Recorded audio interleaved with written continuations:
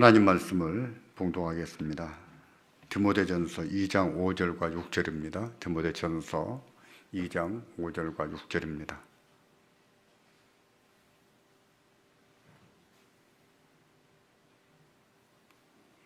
다 같이 보실까요? 하나님은 한 분이시요 또 하나님과 사람 사이의 중보도 한 분이시니 곧 사람이신 그리스도 예수라. 그가 모든 사람을 위하여 자기를 속전으로 주셨으니 기약 이르면 증거할 것이라. 아멘. 오늘은 웨스트민스터 신앙고백서 제8장 중보자 그리스도에 대해서 배우겠습니다. 오늘 다음 주 한 몇 번 나눠서 해야 될 것 같습니다. 오늘은 중보자 그리스도 가운데서 삼중직에 대해서만 선고하겠습니다. 본문에 보시면 하나님은 한 분이시다 그랬습니다. 또 하나님과 사람 사이의 중보도 한 분이시다. 여기서 중보자라는 말을 씁니다. 근데 우리가 중보자라고 하는 말이 예전에는 하나님에 대해서만 써요. 예수님에 대해서만 썼습니다. 예수님에 대해서만. 근데 어느 순간부터 제 기억에는 한 20년도 넘은 것 같아요. 어느 순간부터는 중보기도팀 이런 말을 쓰면서 교회에서 좀 더 일반적으로 쓰게 된 것을 볼 수 있습니다. 중보자라 하는 말이 예수님께만 쓰였거든요. 예수님께 이 말을 쓰일 때는 하나님과 우리 사이의 중재자시다 그런 뜻으로 쓰이거든요. 하나님과 우리 사이의 중재자. 중재자는 어떻게 해야 되죠? 한편 사람 말만 들으면 됩니까? 아니죠. 양편의 말을 같이 들어주고 양편의 말을 나타내줘야 되죠.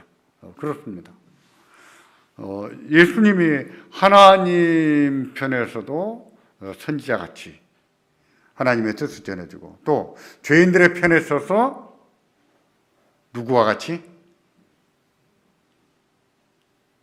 선지자, 제사장, 왕 중에서 인간, 죄인의 편에 서준 직분이 어느 직분이죠? 제사장이에요.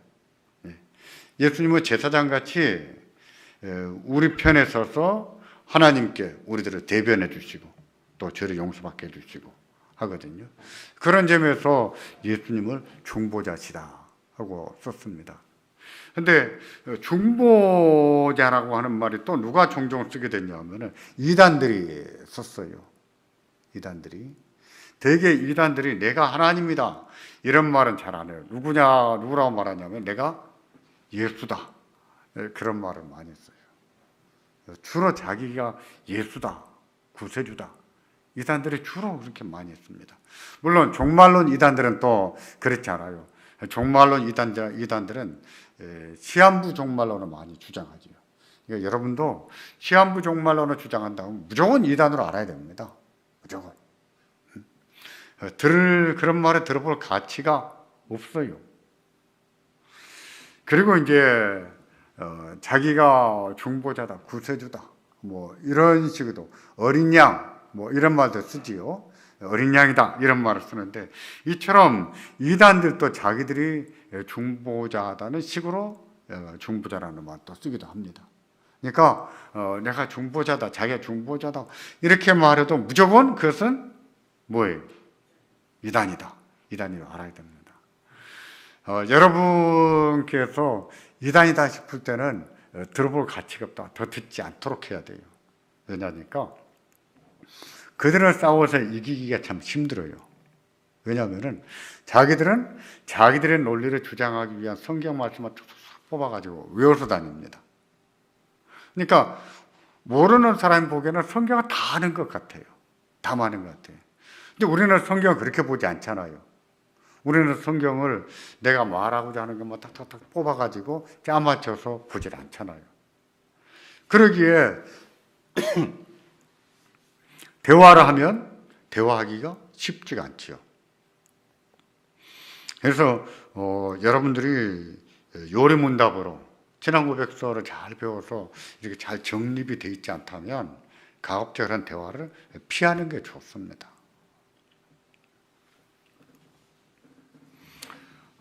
제가 최근에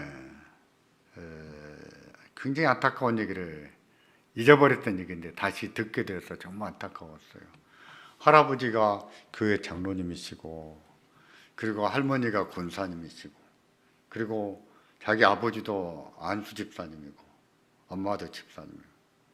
제가 그 집안을 너무 잘 알아요. 그리고 양가 집안을 할아버지, 외할아버지 다 알아요. 할머니, 외할머니 다 알고, 그 엄마, 아버지도 제가 잘 알고. 근데 얘가 아기 때만 보고 못 봤거든요. 그는 대학생이 됐어요. 근데 그 사이에 신천지에 빠졌습니다. 신천지에 빠지니까 교회가 난리가 났죠. 그 아이를 구해내려고 백방으로 애를 쓰는데 너무 세뇌돼가지고 통하지가 않는 거예요. 그리고는 주일날 교회 마당에 와서 들어 누워버렸다는 거예요. 만지지, 누가 드러내려 못 만지게, 나를 만지지 마, 이런 식으로 해서 버티고 그런 일이 있었다 하는 얘기를 들어봤고, 이제 할아버지가 저기 충청도 내려가셔서 은퇴하시고 사시는데, 이제 할아버지한테 가서 그렇게 따졌다 그래요. 할아버지가 장로님이시거든요. 왜 다른 종교를 존중할 줄을 모르냐고. 그래서 할아버지가 꼭지가 돌아버렸죠. 기가 막히죠. 그래서 어떻게 됐냐 그랬더니 결국은 못 구해냈다는 거예요. 결국. 그런 안타까운 일들이 있어요. 그러니까 자녀들에게도 이단에 대한 경계심, 또 이단들에 대해서 이런 것들을 좀 가르칠 필요가 있다는 생각을 합니다. 그리고 그런 자들의 접근 방식이나 이런 것 좀 알고 그런 자들의 말을 듣지 않도록 하는 것이 굉장히 중요하다는 생각을 하게 됐습니다. 그리고 우리가 중보기도 이런 말을 쓰면서 중보라는 말을 쓰게 됐거든요. 근데 우리가 누군가를 위해서 중보기도 하는 것과 예수님이 우리들을 위해서 기도하는 것과 같을까요? 조금 전에 말씀드렸죠. 예수님의 중보자라고 했을 때는 하나님과 죄인 사이의 중보자예요. 중보자는 양쪽을 대변한다 그랬었죠. 하나님 입장을 대변한 선지자로서 대변하고, 또 인간 입장에서 제사장으로서 인간의 입장을 또 대변하고, 이게 중보자거든요. 근데 우리가 누군가를 위해서 기도해 준다, 어떤 선교사님을 위해서 기도한다 라고 했을 때는 이런 경우도 한국교회가 지금 중보기도 이런 말을 보편적으로 쓰고 있습니다.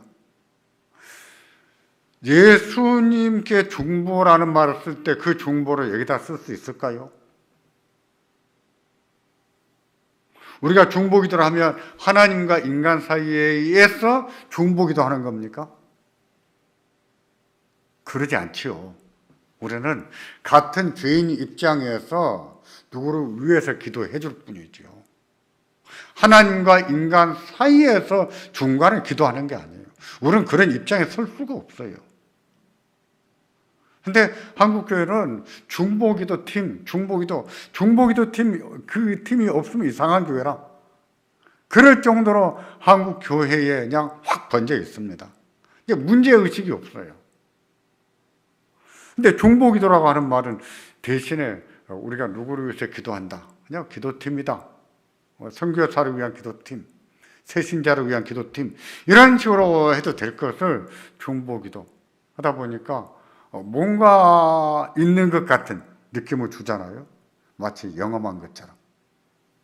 이런 오해를 불러일으키곤 하는데, 저는 막 교조적으로 그런 문자도 쓰면 안 된다 이렇게 생각하지는 않아요. 그러나 우리가 예수님 같은 중보 기도가 될 수는 없다는 것이죠. 그건 알아야 됩니다. 누구를 위해서 기도할 뿐이죠. 같은 죄인으로서 누군가를 위해서 기도할 뿐이지, 하나님과 인간 죄인 사이의 중간에 서서 양쪽을 대변하면서 중보하는 그런 입장은 되지가 않습니다. 그래서 이런 말을 쓰는 것은 조금 절제하는 것이 좋겠다 하는 생각을 해요. 제가 아침에도 말씀드렸죠. 좀 한국교회는 유행어처럼 한 번씩 생기는 용어들이 있어요. 저희가 20대였을 때는 뭐 교회 현장이라는 말을 잘 썼어요. 목회 현장. 근데 알고 보면 이 말은, 현장이라는 말은 자유주의 신학자들이 많이 쓰는 용어입니다. 근데 그냥 서로 다 많이 썼어요. 근데 어느 순간 지나니까 다 없어지고 말았습니다. 지금 안 쓰잖아요.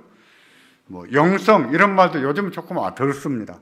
한때 영성 이런 말을 얼마나 많이 썼습니까? 영성 뭔가 좀 특별해 보이잖아요, 느낌상. 어떤 실체를 모르면서도 영성이 어떻고 영성 있고 영성 있는 게 뭡니까? 몰라. 모르면서도 영성이 있어야 되고 이런 말을 써요. 그러니까 어떤 용어를 쓸 때는 피차간의 정확한 개념을 공유해야 되거든요. 그래서 어떤 용어를 쓸 때는 같은 뜻으로 알아들어야 돼. 근데 서로 정립도 안 돼 있고 분명하지 않는 개념을 단어를 쓰면 또 혼란을 조장하죠. 제가 이런 말도 참 안 쓰면 좋겠다 그랬죠.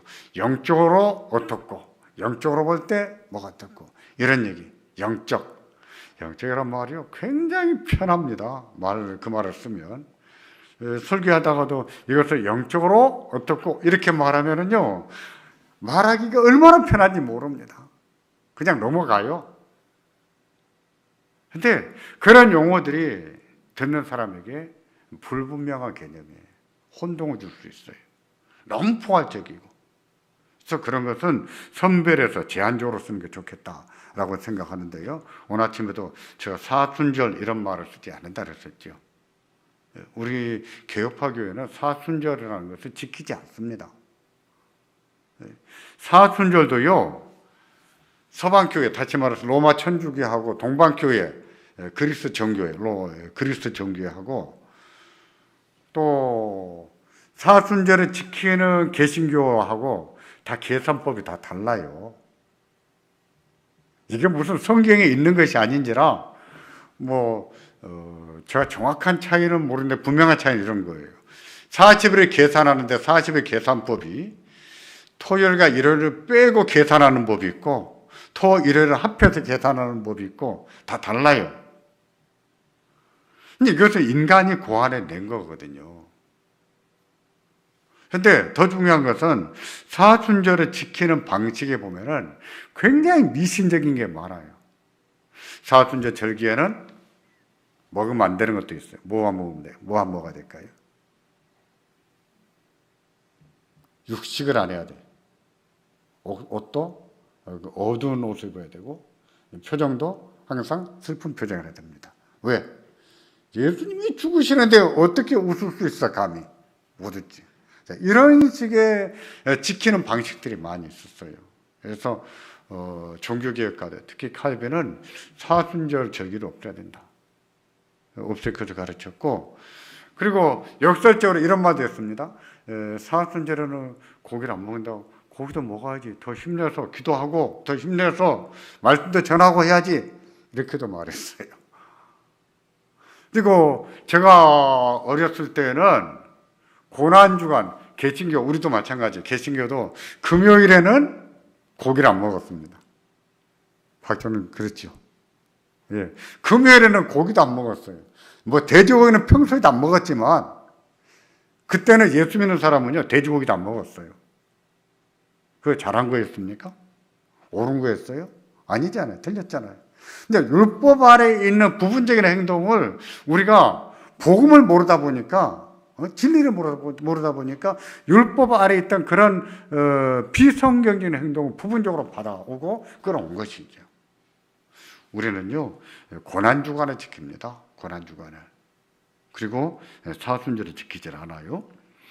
합동측, 대한예수교 장로의 합동측은요 84회 총회에서 개혁파 교회는 사순절을 지킬 이유가 없다라고 가결도 했어요. 앞으로 이런 점을 조금씩 참고하시고 이해를 하시기를 바랍니다. 구약에 보면은 직분이 무엇이 있죠? 선지자가 있고 제사장이 있고 또 뭐가 있습니까? 왕이 있죠. 왕.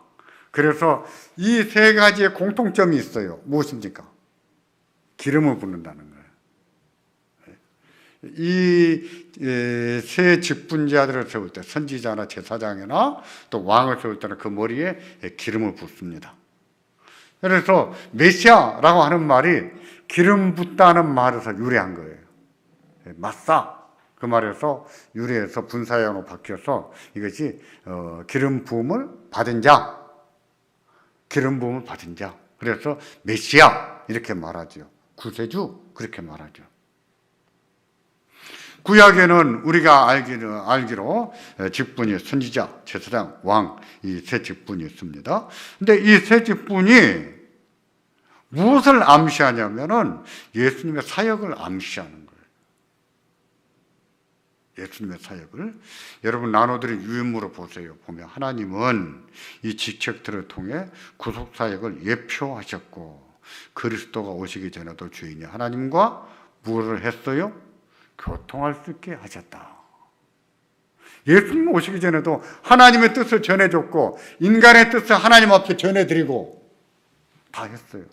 하나님 편에서 하나님의 뜻을 전해주는 직분 뭐예요? 선지자. 인간의 편에서 인간의 뜻을 전해주는 직분 뭐예요? 제사장. 그래서 제사장이 하는 일은 크게 세 가지로 봅니다. 하나는 헌제 사역이라고 해서 제사 드리는 일을 하지요. 두 번째, 기도하는 일을 해요. 제사장은 백성을 위해서 기도합니다. 여러분, 기도 쉬는 것이 죄일까요? 아닐까요? 여러분, 기도 안 하면 죄입니까? 아닙니까? 기도 안 하는 게 죄예요? 아니에요? 왜 대답 안 하십니까? 죄가 아니죠. 기도 안 할 수 있죠. 못 할 수도 있죠. 못한 날도 있고요. 근데 왜 사무엘은 내가 너희를 위해서 기도하기를 쉬는 죄를 범하지 않겠다 이렇게 말했을까요? 기도하는 것을 쉬는 것은 죄라고 했거든요. 왜 그랬을까요? 그는 제사장이었거든요. 제사장의 직무예요. 기도하는 거. 따라서 제사장으로서 백성을 위해서 기도하지 않는다? 그건 직무 유기지요. 직무 유기예요. 죄가 되는 것이죠. 직무 유기니까. 때문에 내가 너희를 위해서 기도하기를 쉬는 죄를 범하지 않겠다. 이제 기도하겠다. 그렇게 말했죠. 그 다음에 또 하나의 직분이 왕의 직분이 있습니다. 왕직, 통치하는 방식에서 왕직이 있습니다. 그래서 이 세 가지를 삼중직이라고 하는데 이 삼중직은 누구한테 있을까요? 예수님께 있습니다. 참고로 이 세 가지 직분 외에 또 하나의 직분이 있었던 것으로 지금까지 연구 결과가 볼 때 또 하나 있었던 것으로 보여요. 그게 뭐냐면 지혜자라고 하는 직분입니다. 지혜자. 지혜 선생들이 있었어요. 구약 교수들, 특히 지혜서를 전공하신 분들 얘기 들어보면은, 지혜 교실, 지혜 학교가 있었는지는 분명하지가 않다. 그러나 지혜 선생들이 분명히 있었다. 그래서 그들은 지혜가 뭔가 찾아냈거든요. 그 말은 뭐냐면 하나님의 계시가, 하나님의 지혜가 인간 사이에 어떻게 나타나는가를 찾아내는 일을 했어요. 그걸 찾아내서 기록해 놓은 성경이 뭐죠? 잠언이죠. 잠언. 잠언은 우리 인간 사이에 나타난 하나님의 계시, 하나님의 지혜를 찾아내가지고 살펴 찾아내서 그것을 남겨놓은 거예요. 이게 다른 성경은 다릅니다. 다른 성경은 선지자가 묵시를 받아서 기록한 성경이라면 지혜서는요, 인간 사이에 나타난 하나님의 계시를 찾아서 기록한 것. 이런 점이 달라요. 심지어 지혜가 얼마나 중요한지 지혜서를 보면은요, 지혜 숙녀 찬양이 나옵니다. 지혜를 숙녀에다가 비유를 많이 해요. 그래서 지혜 숙녀 이런 말을 쓰는데 지혜를 찬양하는 지, 심지어 지혜를 신격화시켜서 말하게 돼요. 잠언을 보면 지혜를 신격화시켜서 말합니다.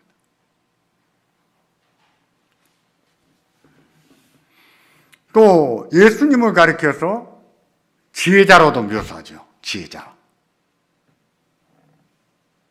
그런데 예수님의 직분을 말할 때는 삼중직 이렇게 말할 때는 세 가지 직을 얘기합니다. 선지자직, 그 다음에 또 제사장직, 또 하나 왕직, 이 세 가지입니다.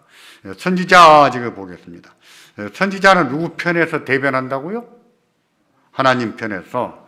하나님 편에서 하나님의 뜻을 알려주는 직분입니다. 또 선지자들이 하는 일 가운데 하나가 뭐냐면 율법 해석하는 일도 했어요. 율법 책을 관리하면서 율법 책을 가르치는 일은 누가 했을까요? 제사장이 했습니다. 율법 책을 보관하고 관리하고 이것을 가르치는 일은 제사장이 했어요. 그럼 선지자는 뭐 했느냐? 선지자는 그런 제사장들이 율법주의, 형식주의에 빠졌을 때는 그들과 싸운 거예요. 제사장들하고 싸우고 왕들하고 싸우고. 선지자는 주로 누구와 많이 싸우냐면 왕하고 많이 싸우고 제사장하고 많이 싸워요. 그러니까 여러분 선지서를 쭉 읽어보면 왕들을 책망하는 말이 많이 나오고 또 제사장을 책망하는 말이 많이 나오잖아요. 그러니 선지자가 환영을 받았을까요? 못 받았을까요? 못 받았습니다. 선지자가 환영받지 못했어요. 선지자가 없으면 어찌 될까요? 선지자가 없으면 도태될 수 있어요. 도태됩니다. 선지자들은 듣기 싫은 소리를 해. 왜? 율법의 형식주의에 빠져드니까 그 형식주의에서 그 거짓되고 위선되고 깨어나게 만들려고. 생각해 보세요. 제사장들은 제사드린 것을 목숨같이 여깁니다. 그런데 제사장들이 실컷 제물을 바쳤더니 선지자가 하는 말이 내가 너희 제물 때문에 역겹다. 내가 토하려고 한다. 이렇게 말하는 거예요. 제사장이 듣기 좋겠어요? 듣기 싫었겠죠. 그런데 선지자가 그것을 깨우치지 않으면 제사장들은 타성에서 벗어나지를 못합니다. 타성은 누구나 생겨요. 누구나. 어떤 직분도 오래 하다 보면 다 타성이 젖어들어요. 누구나. 그러니까 자기가 기도하면서 타성이 젖지 않도록 스스로 체근을 많이 해야 됩니다. 체근을 많이 해야 돼요. 그렇지 않으면 타성이 젖거든요. 그런데 타성에 젖지 않도록 항상 율법이 형식주의에서 돌아오도록 깨우치는 일, 그런 일을 누가 했어요? 선지자들이 했다.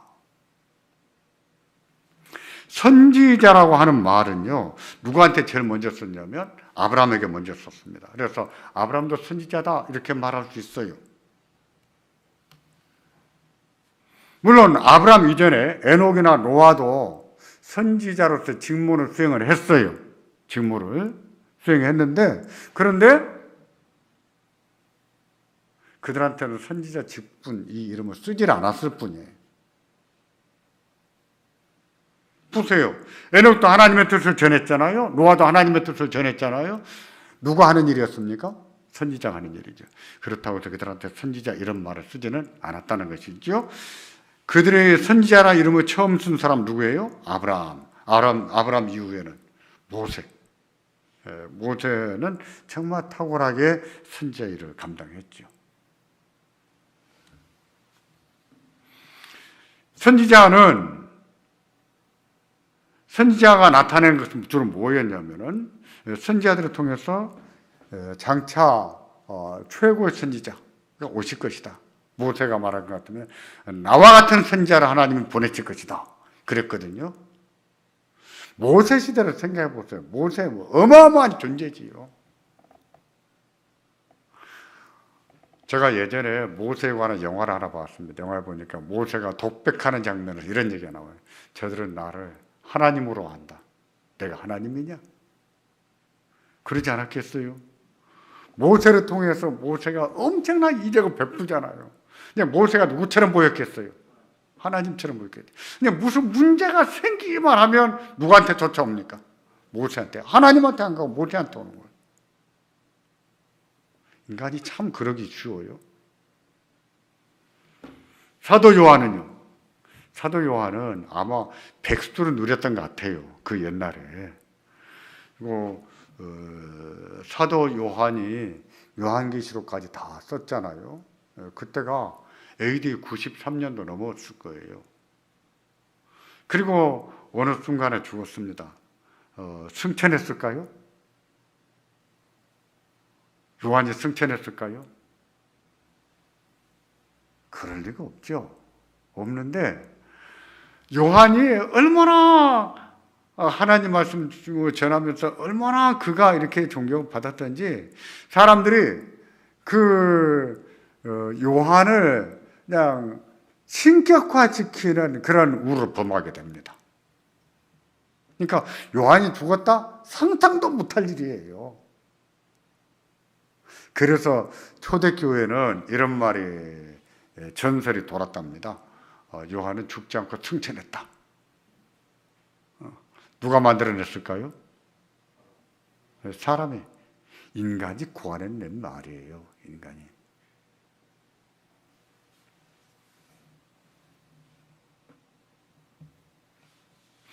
그럼 보겠습니다. 예수님은 선지자라고 하셨는데 선지자로서 어떤 일을 하셨는가? 라고 했을 때 예수님께서는 하나님의 구원을 계시하셨죠. 천국 복음을 전파하셨죠. 복음은, 예수님이 전한 복음은 천국 복음이다. 자, 굿뉴스인데 어떤 굿뉴스냐? 천국 복음이다. 천국의 굿뉴스다. 이렇게 말해요. 누가 그렇게 강조했습니까? 마태가 그랬죠. 마태가.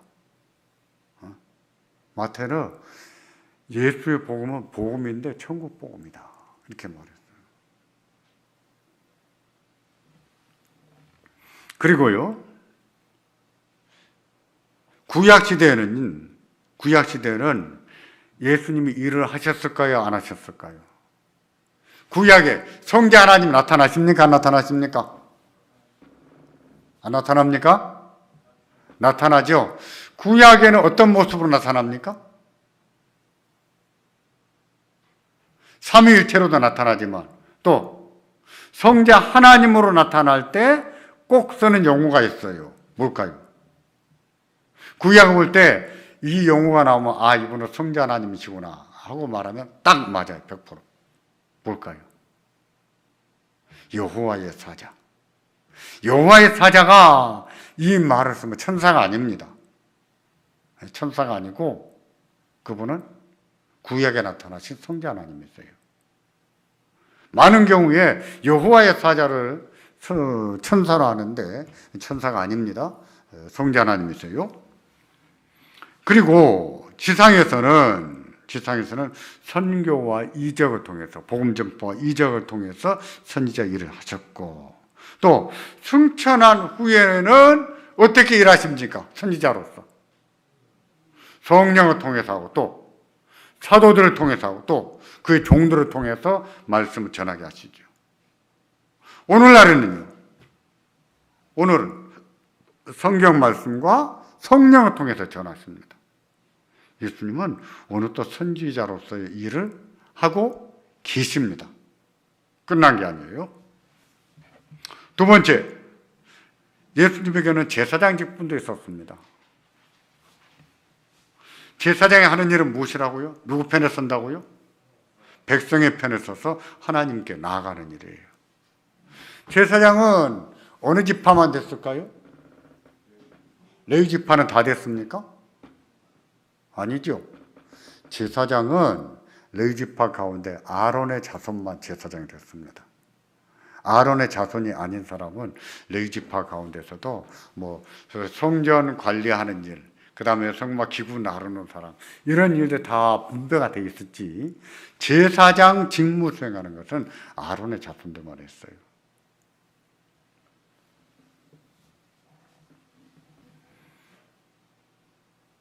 제사장은 백성의 편에서 하나님께 나아가 대언합니다. 제물과 제사를 드리는데 그것을 보고 헌제사역이다 이렇게 말할 수 있어요. 또 백성을 위해서 기도하지요. 기도사역이 있고 또 선지자처럼 가르치기도 해요. 제사장이 제가 아까 말씀드렸죠. 율법을 관리하는 일을 누가 한다고요? 제사장이. 율법을 가르치는 일도 제사장이.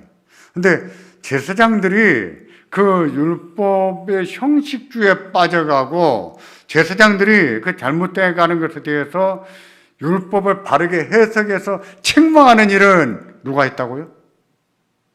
선지자가 했어요. 구약에서 제사장이라는 용어가 누구한테 제일 먼저 쓰이게 되냐면 멜기세덱에게 쓰입니다. 멜기세덱 이전에도 짐승으로 제사를 드리는 예가 있었을까요? 없었을까요? 있었습니다. 아벨의 제사를 봐도 그런 것을 알 수 있죠. 아벨, 노아, 아브람도 짐승을 잡아서 피해 제사를 드렸잖아요. 그런데 율법이 제정되면서 율법 아래에서 하나의 직분, 율법 안에서 직분으로서의 제사장 직분을 제일 먼저 받은 사람은 누굴까요? 아론이에요. 아론. 그래서 아론의 자손만 제사장이 될 수 있어요. 제사장이 없으면, 아론의 자손이 없으면 레위지파 하나 데려다가 세우면 됩니까? 그걸 보고 뭐라고 하냐면 자기 속에는 옳은 대로 행한다 이렇게 말해요. 어디에 나오죠? 사사기에 나오죠. 사사기에 자기 집에 신상도 만들어놨는데 자기 아들을 제사장으로 세워서 네가 제사장 해라. 그래 우리가 복도 좀 받지. 그래서 아버지가 큰아들을 제사장으로 세웠어요. 근데 게름칙한 겁니다. 그래서 어느 날 레위지파 한 명이, 비록 아론의 자손 아닐지라도 레위지파 한 명이 지나가니까 내가 1년에 돈을 옷을 몇 벌 주고 돈 얼마나 주겠다. 네가 우리 집 와서 제사장 해라. 아 좋다. 그래서 이 레위지파 사람이 와가지고 그 집에 머물면서 제사장 노릇을 하죠. 자, 이것이 성경에 있다고 해서 성경적으로 옳은 거예요? 아니요. 이것은 뭐라고요? 자기 소견에 옳은 대로 행했다. 그만큼 사사시대 교회는요 타락했다는 뜻이에요. 하나님 속에는 옳은 대로가 아니라 인간이 자기 속에는 옳은 대로 행했다 그 뜻이에요. 그래서 사사기 마지막 3장은요 연대의 순으로 말하자면 제일 앞으로 가야 됩니다. 근데 제일 뒤로 갖다 놨어요. 왜 그랬을까요? 사사기의 결론으로 그 시대는 사람들이 다 자기 속에는 옳은 대로 살았다. 하나님 말씀에 옳은 대로 살아야 되는데 하나님 말씀에 옳은 대로가 아니라 자기 생각에 옳은 대로 살았다. 그만큼 그 시대가 타락했었다 하는 것을 의미하는 것이죠.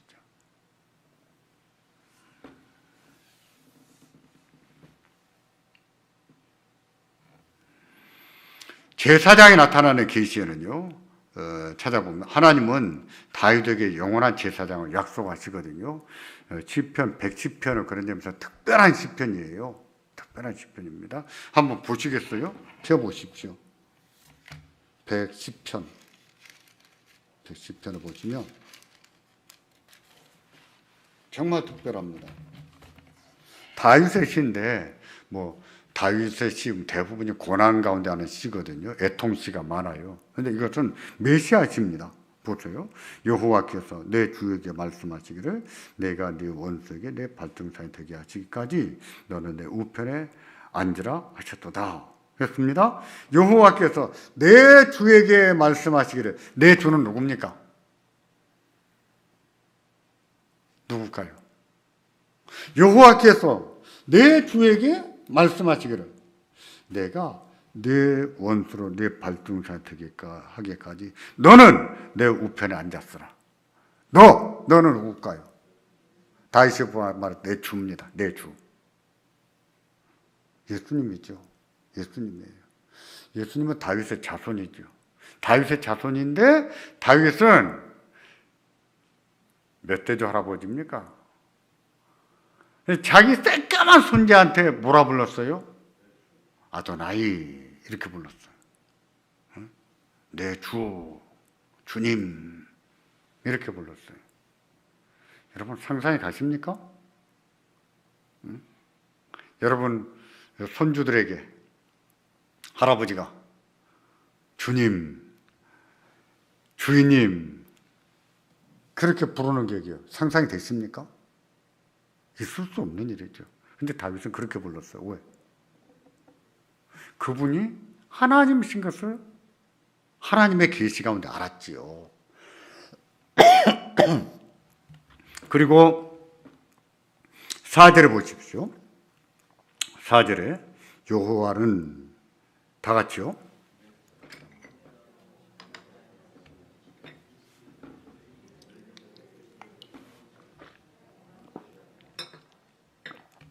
여호와는 맹세하고 변치 아니하시리라. 이르시기를 너는 멜기세덱의 반차를 쫓아 영원한 제사장이라 하셨도다. 멜기세덱의 대를 잇는 멜기세덱의 계열, 그런 뜻이에요. 반차라고 하는 말이 계열 뭐 그런 뜻입니다. 근데 멜기세덱의 계열을 잇는 제사장이 될 것이다 했습니다. 멜기세덱은 어느 지파예요? 어느 지파입니까? 알 수가 없어요. 어느 지파인지. 근데 레위 지파 제사장은 어느 지파에서만 나온다고요? 지파로 따지면 레위 지파고 자손으로 따지면 아론의 자손만 되는 거예요. 근데 멜기세덱은 레위 지파가 아니에요. 아닌데 제사장이 된 것이죠. 예수님은 어느 지파입니까? 예? 다윗의 자손이고 지파가 어느 지파예요? 유다 지파예요. 유다 지파는 제사장이 됩니까? 안 됩니까? 안 되지요. 유다 지파가 제사장을 내세웠다? 그건 자기 속에는 옳은 대로 행한 것이죠. 그럼에도 불구하고 예수님이 제사장이 될 수 있는 것은 누구의 반열에 따라서? 멜기세덱의 반열에 따라서 제사장이 된 것이지 레위 지파의 반열에 따라서 제사장이 된 것이 아니다 하는 것을 말하는 것이죠. 그것을 이미 어디에? 시편 110편에 다 말씀해 둔 거예요. 바울은 그걸 알았습니다. 어떻게 예수님이 제사장이 될 수 있는가? 어떻게 영원한 제사장이 될 수 있는가? 어느 반열에 따라서 했기 때문에 멜기세덱의 반열에 따라서 했기 때문에 될 수 있다 하는 것을 한 것이죠. 그래서 히브리서에 보면 그렇게 7장에 보면은 멜기세덱에 관해 쭉 쓰고 있죠.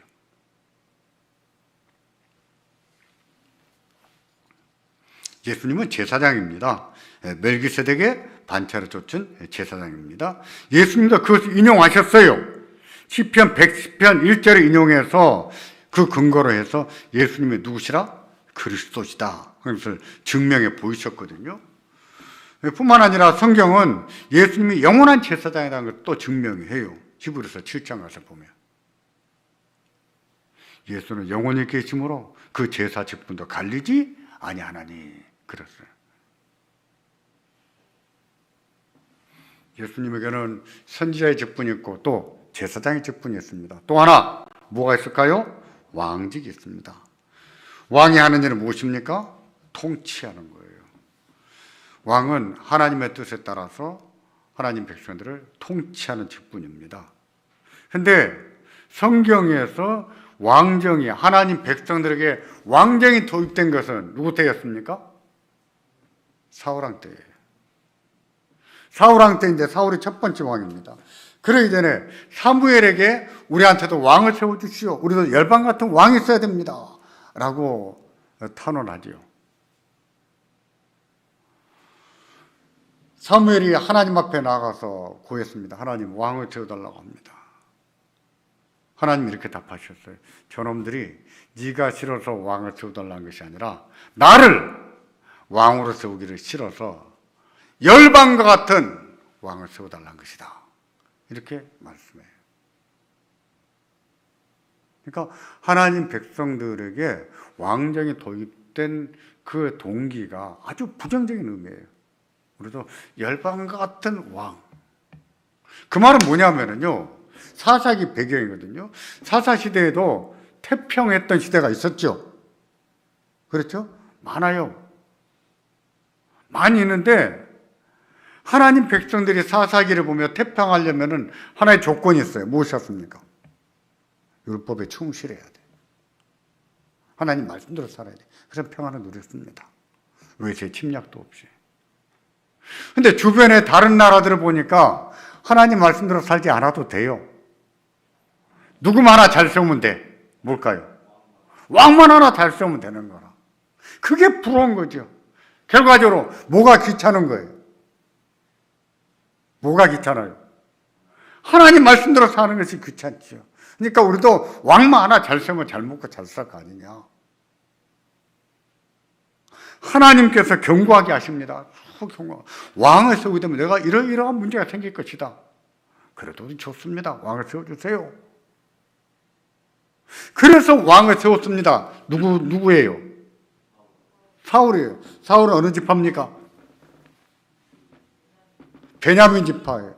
베냐민 지파에서 왕이 나올 수 있어요, 없어요? 못 나와요. 나올 수가 없어.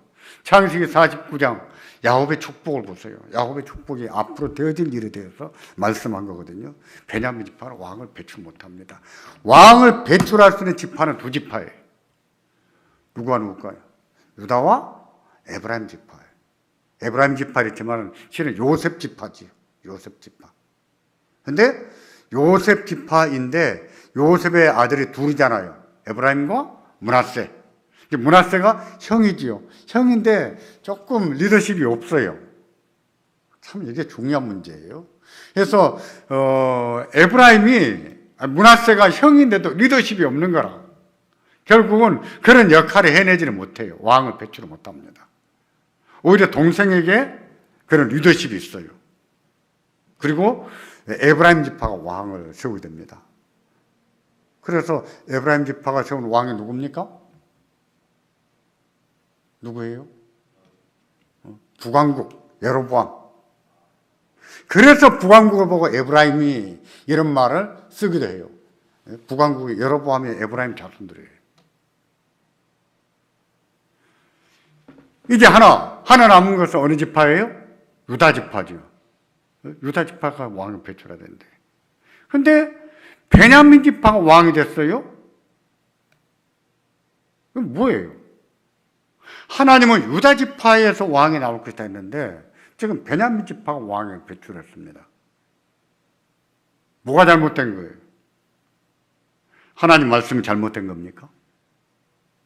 아니에요. 하나님께서는 하나님 백성들이 열방과 같은 왕을 세워달라고 요구했을 때 하나님은 분명한 경고를 하십니다. 들어보십시오. 시간상 안 찾겠습니다. 사무엘상 8장 18절을 보시면 이처럼 말합니다. 그날에 너희가 너희 택한 왕을 인하여 부르짖되 그날에 여호와께서 너희에게 응답지 아니하시리라. 너희가 왕을 요구했지. 그래, 왕을 세워라. 세워준다. 세웠습니다. 근데 그 왕 때문에 살 수가 없는 거예요. 왕 때문에 못 살겠는 거예요. 그래서 하나님 앞에 부르짖습니다. 근데 하나님은 경고하셨어요. 너희가 왕 때문에 부르짖어도 내가 너희에게 뭐 하지 않겠다? 응답하지 않겠다. 이 정도 말씀하셨으면 알아들었어야죠. 근데 그런 경고를 무시하죠. 그러고도 왕을 요구합니다. 사무엘상 10장 19절에 보시면 이런 말이 있습니다. 너희가 너희를 모든 재난과 고통 중에서 친히 구원하여 내신 너희 하나님은 오늘날 버리고 이르기를 우리 위에 왕을 세우라 하도다. 그런즉 이제 너희 지파대로 1000명씩 여호와 앞에 나오라. 그러니까 하나님을 버리고 너희가 우리 위에 왕을 세우라. 열방 같은 왕.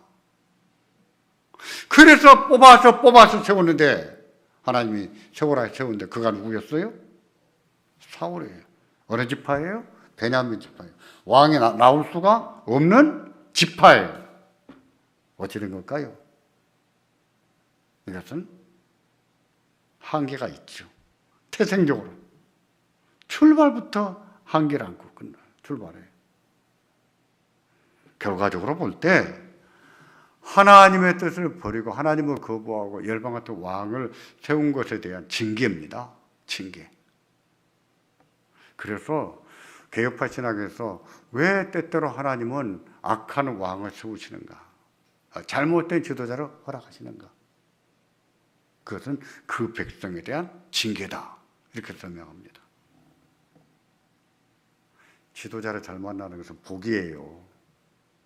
지도자를 잘못 만나는 것은 불행이고 벌입니다. 벌이에요. 교회도 마찬가지예요. 교회도 잘 세워야 됩니다. 그러지 않으면 목사 때문에 고통을 당합니다. 장로 때문에 고통을 당하고. 교회도 보세요. 다 그렇잖아요. 항상 시험이 들고 싸움거리가 되면은 목사님은 장로지, 뭐 교회 청년 때문에 교회가 싸움이 났다, 집사님 때문에 싸움이 났다, 이런 일은 있어요, 없어요? 없잖아요. 그런 일은 항상 지도자들 때문이에요. 결국 하나님이 태생적으로 한계가 있고 왕을 배출할 수 없는 지파, 베냐민 지파에서 왕을 배출케 하신 것은 그 백성에 대한 하나님의 징계였죠. 사울왕은 오래 가지를 못합니다. 그러나 다윗 왕을 보세요. 다윗의 자손들이 다 믿음으로 살았습니까? 경건하게 살았습니까? 아니에요. 반타작이었어요. 반타작. 북왕국에서는 요압의식에 정직히 행했다. 그 말을 들은 왕은 딱 한 명이에요. 예후 하나뿐이에요. 예후도 그 다음은 별로예요. 북왕국 딱 한 명입니다. 남왕국은 거의 반타작이에요. 나머지는 잘못 세웠죠. 왕 때문에 망한 거예요. 그래서 열왕기 상하의 결론은 뭐냐? 왜 하나님 나라가 망했는가? 하나님 백성 왜 망했는가? 누구 때문에 망했다? 왕 때문에 망했다. 그것 말하는 겁니다. 이것이 열왕기의 결론이에요. 역대기는 똑같은 내용을 반복하지만 역대기는 왕 때문에 망하기도 했지만 또 하나의 원인을 제공하는데 그것은 뭐냐면 제사장 때문이었다. 제사가 잘못됐다. 제사장이 또 책임을 물어요. 그래서 열왕기는 왕한테 책임을 묻는다면 역대기는 제사장한테 책임을 묻습니다. 이런 거 제가 다 가르쳐 드린 거예요. 다 공부 다 한 겁니다.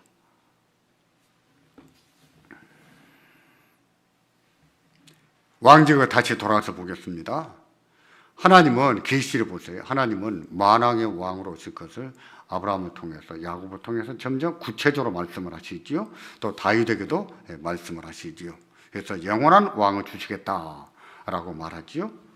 이미 아브라함에게 아니 창세기에 야곱에게 말씀하신 것은 조금 전에도 제가 말씀드렸죠. 왕권이 영원한 왕권이 어느 지파에서 나온다고요? 유다 지파. 그래서 홀이 창세기 49장 10절에 보면 홀이 유다를 떠나지 아니하며 치리자의 지팡이와 그 발 사이로 떠나지 아니하시기를 질로 오시기까지 미치리니 그에게 모든 백성이 복종할 것이다. 영원한 왕이 나올 것을 야곱을 통해서도 말씀을 하셨어요. 예수님은 왕이십니다. 예수님에게는 온 세상을 다스리는 권세가 있었어요. 그래서 온 세상을 심판하러 오십니다. 그런데 예수님께는 또 하나의 통치권이 있는데 그건 영적 왕권이라는 거예요. 영적 왕권이라고 하는 말은 교회를 통치하는 왕권을 말합니다.